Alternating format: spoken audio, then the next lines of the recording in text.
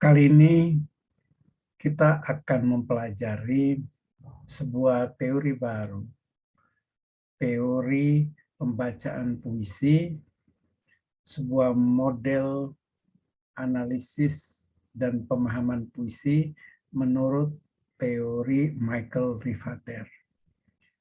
Ada 5 hal yang akan kita bicarakan pada kesempatan ini. Yang pertama, puisi menurut pengertian Michael Rivater. Yang kedua, tahap-tahap pembacaan puisi menurut Michael Rivater yang terdiri dari pembacaan hermeneutik, pembacaan heuristik, penentuan hipogram, dan akhirnya penentuan matriks dan model. Kita akan mulai pembicaraan kita dengan materi yang pertama tentang pengertian puisi menurut Michael Rivater.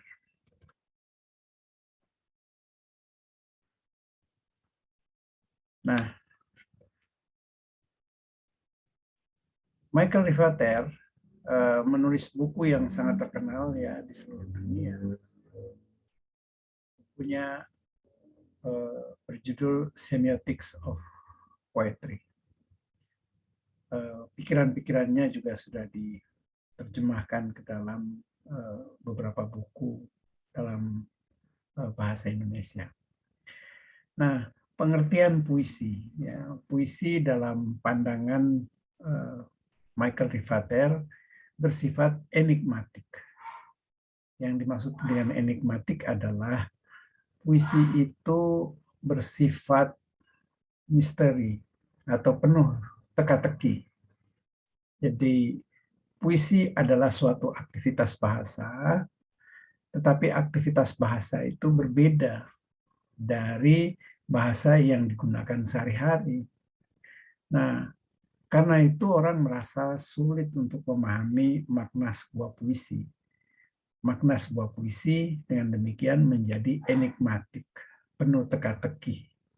Mengapa bahasa puisi itu enigmatik, penuh teka-teki? Karena puisi membicarakan sesuatu dengan maksud yang lain, atau bahasa puisi berbicara mengenai sesuatu secara tidak langsung. Ya. Untuk mengatakan bahwa sebuah desa itu masih berduka, orang menggunakan istilah, misalnya di dalam puisi digunakan ekspresi misalnya awan masih menggantung di kota itu. Ya. Jadi puisi berbicara mengenai sesuatu, misalnya tentang kedukaan, tetapi secara tidak langsung, ya, dengan menggunakan berbagai macam metafora itu. Itulah sebabnya puisi itu bersifat enigmatik. Ya. Ya, untuk mengatakan bahwa sesuatu itu sungguh tidak bisa dijawab dengan mudah, sesuatu itu sangat misteri, maka digunakan ekspresi misalnya tanyakan pada rumput yang bergoyang. Ya.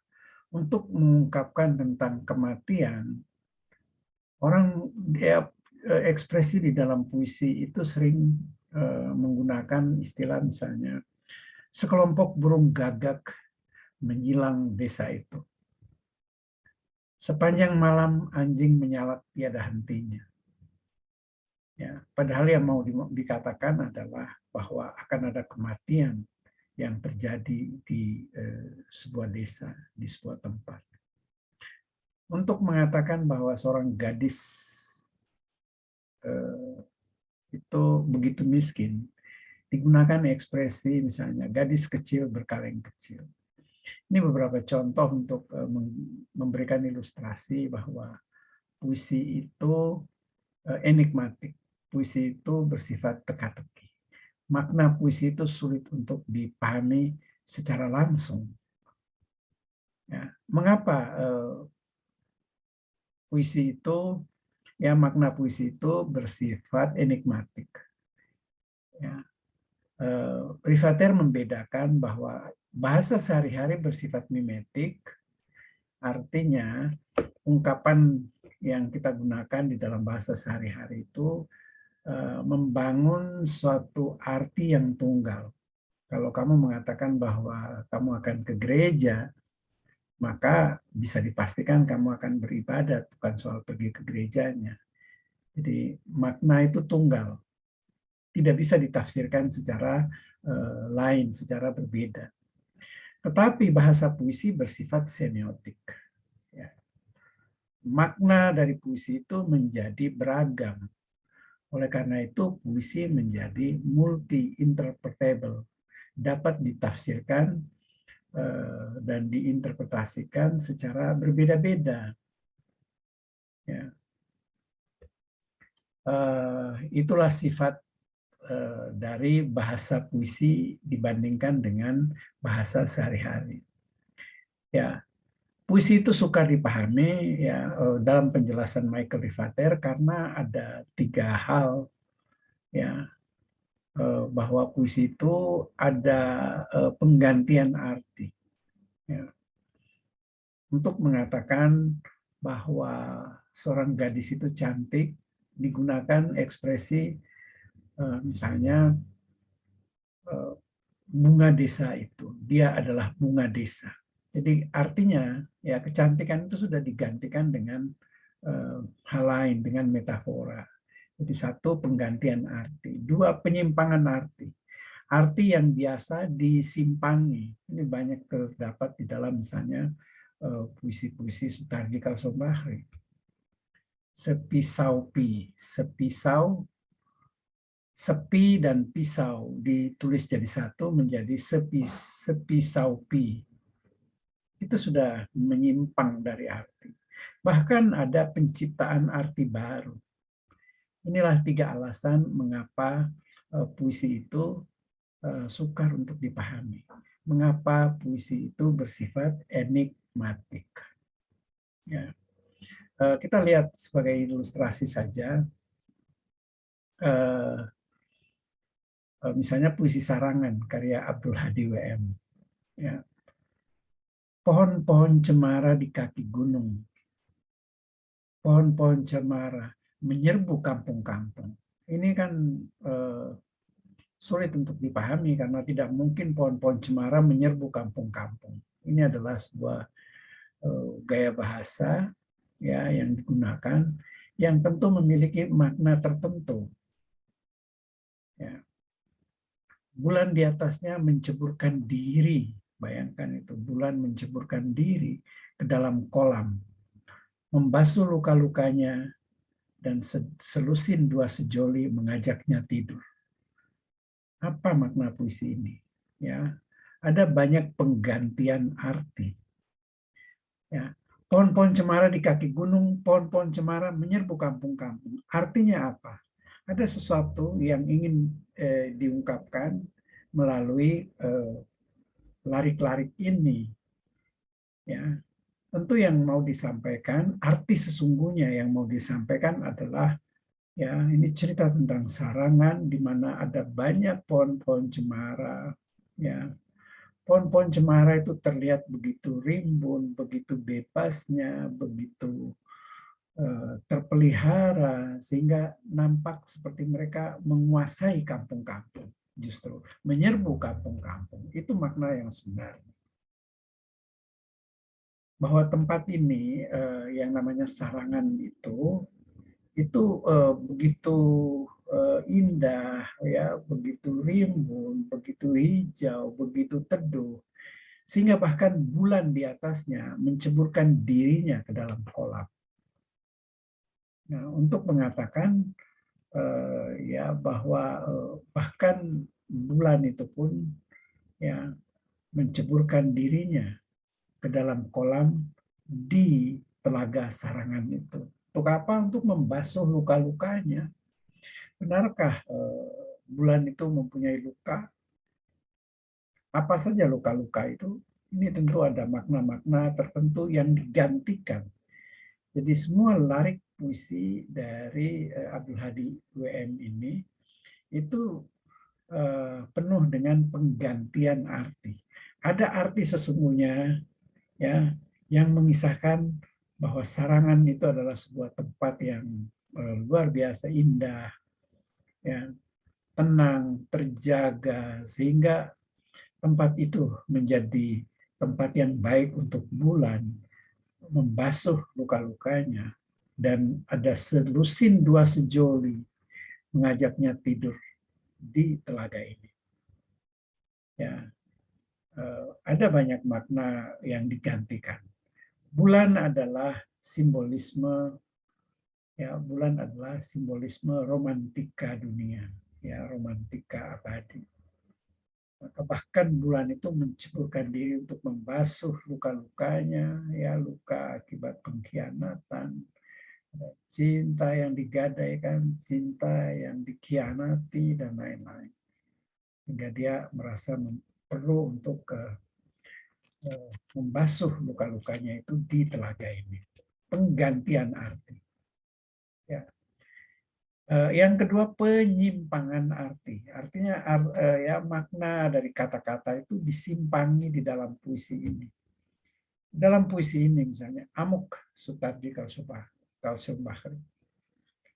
Ada kata, ya, diksi, kata-kata, kucing Afrika, rimba darah, daging Yesus, yang semuanya menyimpang dari arti yang dipahami di dalam pengertian sehari-hari. Kucing dalam darah, kan nggak mungkin ada kucing di dalam darah. Dia menderas lewat, dia mengalir, ngilu, ngiau, dia bergegas lewat dalam aortaku, dalam rimba darahku. Dia besar, dia bukan harimau, bukan singa, bukan hiena, bukan leopard. Dia macam kucing, bukan kucing, tapi kucing. Miau. Dia lapar, dia merambah rimba Afrikaku. Dengan cakarnya, dengan amuknya, dia meraung, dia mengerang. Jangan beri dia daging, dia tak mau daging Yesus. Jangan beri roti, dia tak mau roti. Miau. Ya. Di sini kita tidak mendapatkan benar-benar kucing atau leopard atau singa atau harimau. Semuanya ya, makna-makna itu sudah disimpan. Ya. Ini mengandung arti yang, ya, yang tersembunyi dari kata-kata yang dipaparkan dalam puisi yang berjudul Amuk ini. Ya, itulah sebabnya puisi itu enigmatik. Ada yang pertama tadi penggantian arti, yang kedua penyimpangan arti, dan yang ketiga penciptaan arti baru. Belajar membaca misalnya Sutarji Kalsum Bahri. Ya, puisi ini menciptakan sebuah arti yang berbeda menurut arti kamus. Ya, kakiku luka, luka kakiku. Hanya itu sebetulnya, kakiku luka, luka kakiku. Dan puisi ini disusun sedemikian rupa sehingga sebetulnya menciptakan arti yang berbeda sekali dari kata-kata yang tertulis di dalam puisi ini. Kakiku luka, luka kakiku. Kaki kau lukakah? Lukakah kaki kau? Kalau kaki kau luka, lukakukah kaki kau? Kakiku luka, luka kaukah kakiku? Kalau lukaku, luka kau, kakiku, kaki kaukah? Kaki kaukah kakiku? Kakiku, luka kaku. Kalau lukaku, luka kau, lukaku, kakiku, luka kaku, kaki kaukah? Luka kaku, kaki kaukah? Luka kaku, kakiku. Apa sebetulnya yang mau disampaikan di sini? Hanya bahwa jika kakiku luka, dan luka itu di kakiku, kamu ikut bersedih, ikut berbelasungkawa, apakah kamu ikut terluka juga? Ya, jadi kata-kata yang diungkapkan di sini ternyata memiliki makna yang berbeda sekali, ya, tentang, ya, kemampuan manusia memahami, ikut berbelasungkawa, ikut berduka cita ya, mungkin itu hanya terungkap di dalam kata-kata. Dalam kenyataannya sulit seperti digambarkan di dalam puisi ini. Jadi itulah sebabnya mengapa puisi itu sulit untuk dipahami. Nah, kemudian Michael Rivater itu memberikan bagaimana metode analisis puisi menurut pemahaman dia. Ya, bagaimana membaca puisi dan kira-kira menemukan maknanya. Nah, Michael Rivater memahami puisi itu seperti sebuah donat. Ya, teks puisi adalah daging donat, sedangkan yang tidak hadir, lubang di tengah itu tidak hadir, itu berbentuk ya, lubang yang di tengah itu, bundar itu lubang kosong tetapi justru sangat menentukan karena menopang dan membentuk daging donat sehingga dia disebut sebagai donat. Ruang kosong di tengah yang disebut sebagai the empty space itu memiliki makna yang sangat penting. Jadi menafsirkan puisi itu tidak bisa hanya dagingnya saja karena itu berarti kata-katanya saja. Ya. Unsur yang di tengah di empty space, Leerstellen, ruang kosong itu menentukan ya. Kalau kita melihat sebuah donat tetapi tidak ada lubang di tengahnya, apakah itu kita sebut donat? Tidak, itu bukan donat, itu bolu atau apapun menurut istilah-istilah ya istilah-istilah yang dikemukakan oleh para pembuat roti, pembuat kue. Ya. Tapi kalau yang namanya donat harus bundar dan ada lubang di tengahnya. Nah, lubang di tengah itu disebut sebagai the empty space yang harus ikut ditafsirkan di dalam pembacaan puisi. Nah, ruang kosong itu yang tidak ada secara tekstual itu disebut hipogram. Jadi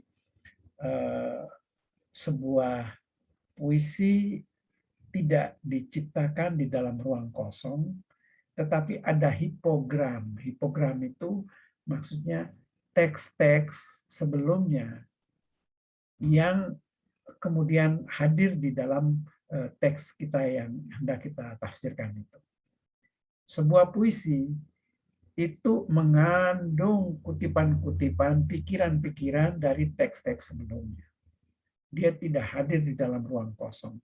Ini yang kita sebut sebagai hipogram, ruang kosong yang tidak terlihat, tapi itu mengandung makna yang penting. Nah, ada dua jenis hipogram, yaitu hipogram potensial, artinya yang terkandung dalam bahasa sehari-hari, ya, dalam kebudayaan, sistem deskripsi, presuposisi, dan lain-lain itu yang kiranya mempengaruhi penulisan puisi itu. Dan yang kedua, yang lebih mudah adalah hipogram aktual. Ya, hipogram aktual adalah kita bisa menemukan teks-teks lain ya secara eksplisit ya di dalam puisi yang kita tafsirkan. Misalnya, wah ini istilah ya yang digunakan oleh Amir Hamzah misalnya. Kamu menggunakan kandil misalnya. Engkau bagaikan kandil, engkau bagaikan candle, lilin. Ya, istilah kandil itu adalah istilah yang digunakan oleh Amir Hamzah. Ketika kamu juga menggunakan itu, orang bisa melihat, wah ini pengaruh Amir Hamzah. Itu yang kita sebut sebagai hipogram aktual. Jadi ruang kosong ini juga ya merupakan pusat makna dari puisi yang kita sebut matriks. Matriks itu adalah ya pusat makna dari puisi itu sebuah tuturan minimal hasil ringkasan yang paling ringkas dari puisi. Baik, jadi kalau kita simpulkan, bagaimana kunci memahami puisi menurut Michael Rivater? Dia mengemukakan ada paling kurang 4 tahap pembacaan. Jadi kalau kita membaca dan menafsirkan sebuah puisi, tidak satu tahap lalu kita langsung memahami, tidak bisa. Ya, pemahaman puisi membutuhkan paling kurang 4 tahap. Ya, ada lapis-lapisnya. Tahap yang pertama kita ya harus menguasai konvensi bahasanya. Ya. Kita harus mengerti, menafsirkan bahasanya. Jadi kalau ada bahasa yang tidak kamu pahami, ada bahasa yang asing, maka pada tahap pertama harus kita selesaikan dulu secara linguistik. Kita terangkan ya kesulitan-kesulitan, tegangan-tegangan, kebaruan-kebaruan di dalam penggunaan bahasa. Ya. Jadi pembacaan menurut konvensi bahasa. Nah, tahap pertama ini oleh Michael Rivater disebut sebagai tahap pembacaan heuristik. Jadi tahap pertama itu tahap apa? Pembacaan heuristik. Nah, kita belum memahami puisi yang sesungguhnya, ya kita hanya memahami konvensi-konvensi bahasa. Itu tahap yang pertama, pembacaan heuristik. Tahap yang kedua, ya oleh Michael Rivater disebut sebagai tahap pembacaan hermeneutik. Ya, hermeneutik itu ya dari kata Hermes. Ya, Hermes itu adalah nama seorang dewa Yunani. Ya. Dia itu seperti malaikat Jibril di dalam agama-agama Abrahamik, Jibril atau Gabriel. Ya, Jibril itu adalah malaikat maut yang menyampaikan pesan Tuhan kepada manusia. Nah, Hermes ini adalah dewa kematian. Jadi dia menafsirkan kode yang diberikan oleh dewa bahwa ya kamu harus ambil orang ini. Ya, maka penafsirannya harus benar. Ya, itulah dewa Hermes. Karena dia akan mencabut nyawa orang. Ya. Sehingga pembacaan tahap kedua itu kita sebut sebagai pembacaan hermeneutik. Ya. Sudah levelnya itu level dewa Hermes itu. Nah, kalau tadi tahap pertama pembacaan menurut konvensi bahasa, pada tahap kedua pembacaan itu menurut konvensi sastra. Baik, jadi kita sudah menafsirkan sebuah puisi itu ya 2 tahap, tahap pembacaan heuristik, yang kedua tahap pembacaan hermeneutik. Dan secara teknis juga berbeda, ya. Secara teknis cara membaca pembacaan heuristik dan cara pembacaan hermeneutik itu berbeda. Baik, kemudian tahap yang ketiga itu tahap yang cukup sulit, yaitu bagaimana menentukan hipogram. Ya, hipogram itu teks induk. Ya, saya tadi mengatakan bahwa sebuah puisi menurut Michael Rivater tidak diciptakan di dalam ruang kosong, melainkan ada teks-teks sebelumnya. Ada teks induk. Teks induk ini yang kita sebut sebagai hipogram. Ya. Jadi puisi ini yang kita sedang analisis itu seperti anak, ya, anak. Kita cek induknya dari mana? Ya. Karena selalu ada interteks, ya, selalu ada interteks antara satu teks induk dengan teks anak itu. Ada hipogram potensial tadi, ya, tetapi ada hipogram yang aktual. Semua teks yang menjadi latar belakang teks induk itu, ya. Teks yang kita baca itu disebut sebagai teks transformasi. Jadi ada teks hipogram dan teks transformasi. Teks anak, hasil respons, ya, hasil respons tanggapan dari ya penyair-penyair sekarang. Kalau kamu menulis puisi, kamu pasti memberikan reaksi, ya, terhadap teks-teks terdahulu. Itu asumsinya. Maka pada tahap ketiga kita menentukan teks induk itu atau teks yang menjadi latar belakang dari sebuah puisi yang sedang kita tafsirkan. Ya. Contoh misalnya kajian interteks, ketika kita membaca puisi ini, Senja di Pelabuhan Kecil karya Amir Hamzah, ya, kita menganggapnya Senja di Pelabuhan Kecil ini adalah teks anak hasil transformasi dari teks induknya. Maka kita cari teks induknya mana? Oh, ternyata teks induknya adalah puisi Berdiri Aku karya Amir Hamzah. Nah, kalau kita sudah mengatakan seperti itu, maka kita harus membuktikan. Mana buktinya bahwa teks ini merupakan teks induk, ya, teks Amir Hamzah Berdiri Aku merupakan induk dari teks Senja di Pelabuhan Kecil Amir Hamzah. Ya, kita buktikan di sini ya. Misalnya Berdiri Aku di senja senyap. Ya, di sini juga ada senja di Pelabuhan Kecil. Berarti ya bercerita tentang senja. Ya, di sini ada burung camar. Di sini ada burung apa? Ya, di sini elang. Di sini bukan camar tapi elang di sini. Ada elang leka sayap, ada camar, ada elang. Ya. Nah, di sini puisinya Khairil Anwar ada Kelepak Elang. Ada elang juga. Di sini ada benang raja mencelup ujung. Ya. Elang leka sayap tergulung. Elang yang ya yang leka sayapnya tergulung itu seperti terjun itu ya. Dia tidak mengepak-ngepakkan sayap. Nah, di puisinya Khairil Anwar, elang itu tidak sedang leka ya, leka sayap tergulung, enggak. Sayapnya itu berkepak-kelepak. Jadi semacam respons ya, tanggapan Khairil Anwar terhadap puisi yang sebelumnya.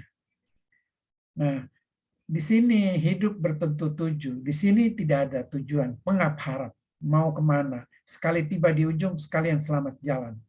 Ya, jadi dua puisi yang ya secara akademis kita bisa buktikan bahwa puisi Senja di Pelabuhan Kecil merupakan hasil transformasi dari puisi Berdiri Aku. Jadi puisi Berdiri Aku merupakan hipogram, puisi induk, puisi latar bagi Senja di Pelabuhan Kecil. Ya, kayak Amir Hamzah menggambarkan alam yang begitu indah sehingga burung elang ya sampai dimabuk warna berarak-arak. Di sini tidak ada warna di sini ya, menyinggung muram, menyinggung muram. Di sini di Berdiri Aku ya memiliki tujuan yang pasti. Ya, sedangkan Khairil Anwar itu pengap harap, tidak ada kepastian. Jadi ini adalah teks ya yang merespons teks ini. Ini ya tahap yang ketiga yaitu tahap menentukan hipogram. Ya, ini bukti-bukti bahwa karya Amir Hamzah itu merupakan teks induk dari ya Senja di Pelabuhan Kecil karya Khairil Anwar. Ini bukti-bukti yang bisa kita kemukakan ya. Nah, tahap yang terakhir, tahap yang keempat adalah menentukan matriks, model, dan makna. Nah, apa itu matriks? Ya, matriks itu kan tadi kita katakan sebagai pusat makna.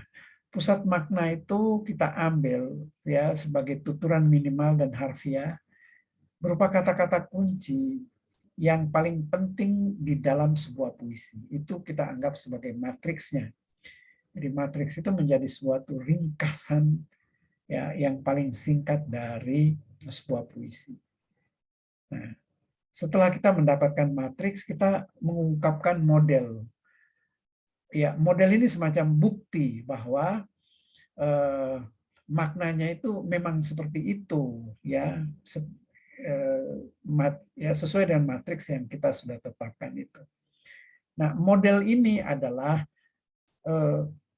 larik-larik, diksi-diksi yang sangat puitis yang ada di dalam sebuah puisi dan menjadi inti atau tema dari puisi itu. Jadi kita mengutip ya model itu artinya kita mengambil ya model-model, model kan contoh ya. contoh dari larik-larik yang kita anggap sebagai ini loh intinya. Ya. Aku karya Khairil Anwar. Apa model yang menjadi makna dari puisi ini? Aku ini binatang jalang dari kumpulannya terbuang. Ya. Nah, model ini ya di dalam puisi aku kita menemukan model, ya modelnya adalah aku ini binatang jalang dari kumpulannya terbuang. Ya, dia mau menunjukkan protesnya, ya vitalitasnya seperti seekor binatang jalang ya dari kumpulan yang terbuang. Nah, setelah itu ya yang paling akhir tentu kita akan menyimpulkan ya makna sebuah puisi dari matriks dan model ya. Lalu kita merumuskan maknanya. Puisi ini secara keseluruhan maknanya adalah ini. Jadi kamu bisa melihat di sini pandangan Michael Rivater ya dimulai dari yang pertama. Asumsi dia tentang puisi itu. Ya, puisi menurut Michael Rivater ya dia ingin menjawab pertanyaan mengapa sebuah puisi sulit untuk dipahami ya. Yang kedua, dia mengemukakan langkah-langkah untuk memahami sebuah puisi, dimulai dari tahap pertama, pembacaan heuristik, tahap ya, yaitu membaca pada dan mengungkapkan konvensi bahasa. Yang kedua, tahap hermeneutik, yaitu mengungkapkan kode-kode sastra. Yang ketiga, penentuan hipogram, ya, untuk mengisi ruang kosong yang memang tidak tampak di dalam teks puisi itu. Dan yang terakhir, penentuan matriks, model, dan makna. Ini adalah teori yang dikemukakan oleh Michael Rivater. Nah, selanjutnya di LSM itu sudah ada contoh-contoh yang lebih konkret dan langkah-langkah yang lebih konkret. Nah, untuk kuliah kita kali ini, kita mempelajari konsep-konsep teoritisnya. Dalam pertemuan berikutnya, kita akan mencoba mengaplikasikan teori ini di dalam menganalisis puisi-puisi secara konkret.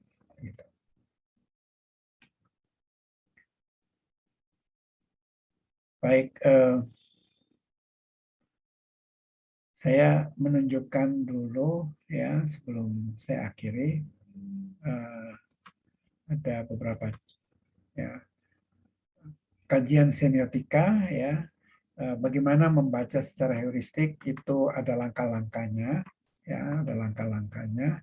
Pembacaan secara heuristik itu membaca sistem bahasanya yang diperhatikan adalah bahasa yang ambigu, yang asing, yang tidak gramatikal. Kemudian ya pada tahap yang pertama ini, kajian heuristik itu, yang kita lakukan adalah membuat parafrase terhadap puisi. Ya, kamu tahu parafrase adalah mengungkapkan kembali ya sebuah kalimat, sebuah larik dengan bahasa kamu sendiri. Ya, memparafrasekan, memprosakan puisi itu. Kemudian pada tahap yang kedua, kajian hermeneutik, pembacaan pada sistem pada level sistem sastra, maka yang kamu perhatikan pada tahap yang kedua ini adalah menafsirkan puisi berdasarkan konvensi sastra.